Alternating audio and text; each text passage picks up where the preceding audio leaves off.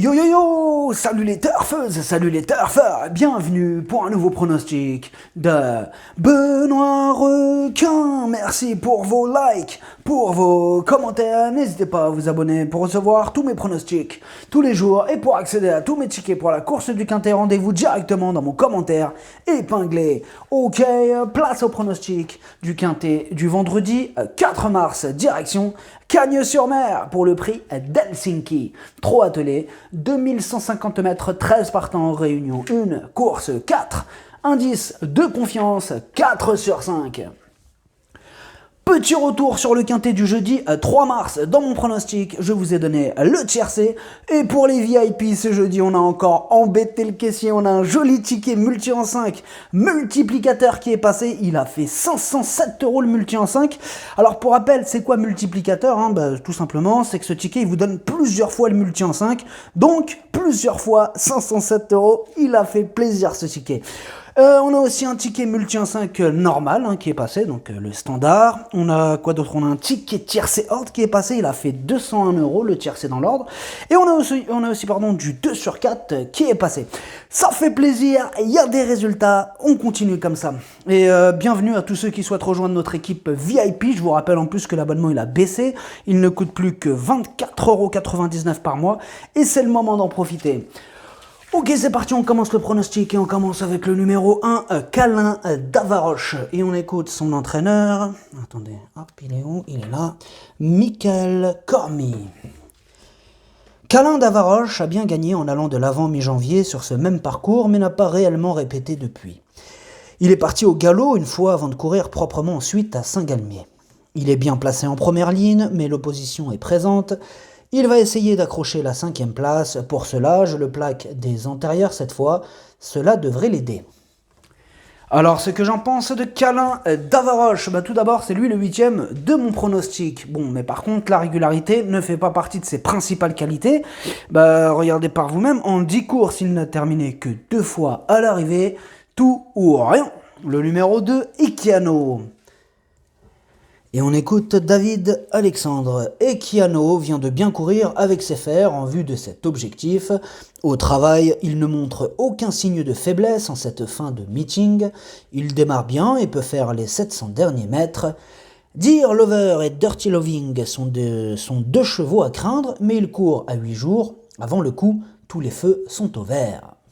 Alors, ce que j'en pense d'Echiano, il est largement dans sa catégorie, c'est une course visée, il est bien placé en première ligne, il s'annonce redoutable. Le numéro 3, Ellington Dream, et on écoute Romuald Maurice. Je l'aime bien cet entraîneur, je l'aime beaucoup monsieur Maurice. Ellington Dream s'était fait mal à la sole du pied avant le meeting et je n'ai pas pu le déférer de l'hiver. Je l'ai donc plaqué, mais c'était trop dur ainsi. Il me semble bien souple au travail, je vais donc le déférer des 4 pieds car c'est une belle course. Il a tiré un bon numéro et apprécie les courtes distances. Avec la bonne course, il peut terminer 4e ou 5e. Alors ce que j'en pense d'Ellington Dream, il a hérité d'un bon numéro, il apprécie ce parcours, il est déféré des 4, il y a de la revanche dans l'air. Le numéro 4, Dear Lover, et on écoute Nils Pacha. Dear Lover a tenté le coup sur la grande piste de Paris-Vincennes après sa victoire de Cagnes. Il est tout de même moins à son affaire sur ce type de tracé que piste plate. Il n'a pas démérité, d'autant qu'il avait le 8.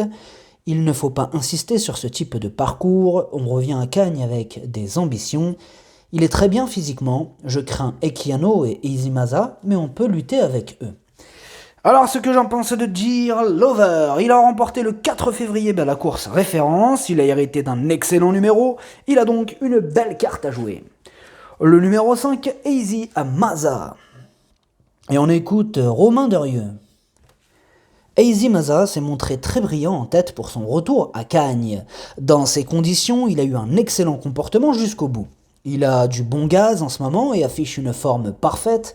On retrouve Echiano notamment, avec une course limpide, il doit à nouveau lutter pour les premières places, il sait aller de l'avant comme attendre.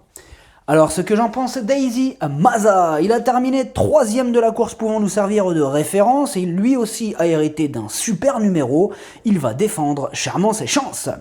Le numéro 6, Éclair Gold, et on écoute Sylvain Roger. Éclair Gold était un peu fatigué lors de sa dernière sortie à Cagnes fin décembre. Il a décompressé à la campagne et on en a profité pour refaire les niveaux. J'aurais aimé le voir faire le parcours avec les autres dimanche dernier, mais il est parti au galop. Il paraît bien à l'entraînement, l'engagement est intéressant sans les jeunes. S'il fournit sa bonne valeur, il doit terminer à l'arrivée. Alors ce que j'en pense d'Éclair Gold, il reste sur 3 échecs consécutifs, mais c'est vrai qu'il redescend de catégorie.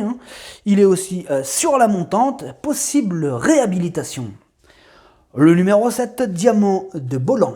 Et on écoute Yannick Alain-Briand. Diamant de Bolan est en forme, mais il est un peu hors distance et son numéro en dehors ne nous facilite pas la tâche.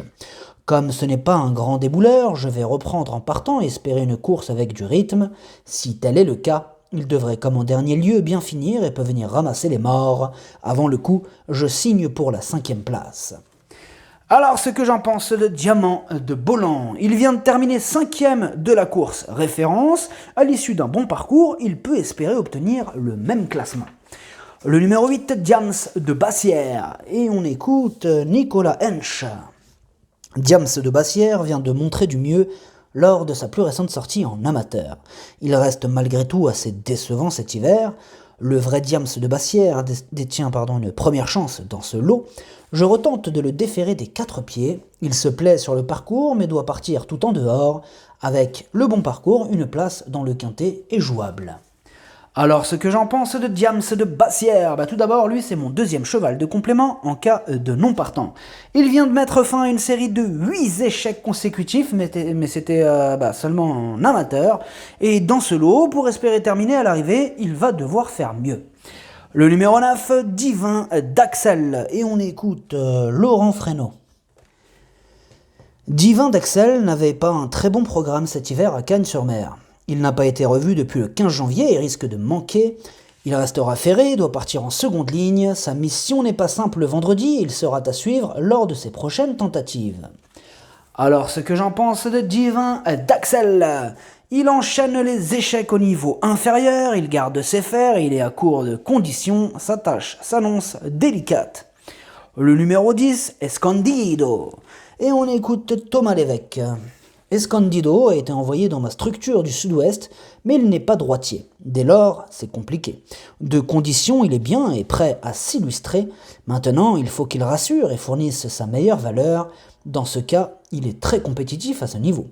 Revenir à main gauche ne sera que mieux. Je reste un peu dans le flou dans l'immédiat. Alors, ce que j'en pense d'Escondido, il reste sur 7 échecs consécutifs. On a besoin qu'il nous rassure. Le numéro 11, Complice. Et on écoute Yannick Desmet.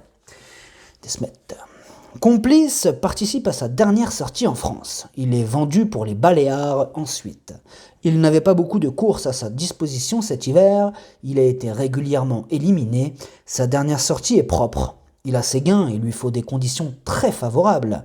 Il évolue en forme. Il peut se glisser en fin de combinaison.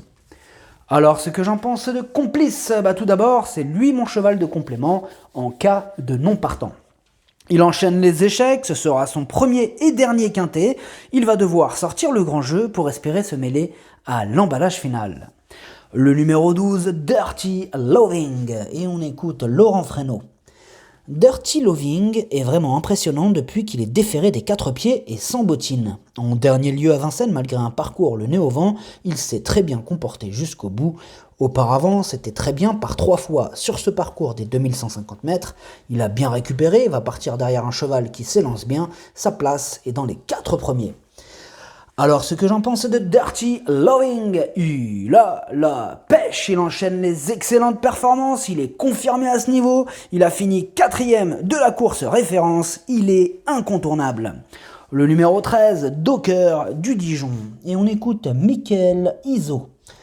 Docker du Dijon aurait pu accrocher une place sur le podium récemment à réclamer, mais le déroulement de course n'a pas été à son avantage. Il aime être à la corde et faire le petit parcours. Il a reculé dans le wagon de 2 et n'a pu revenir.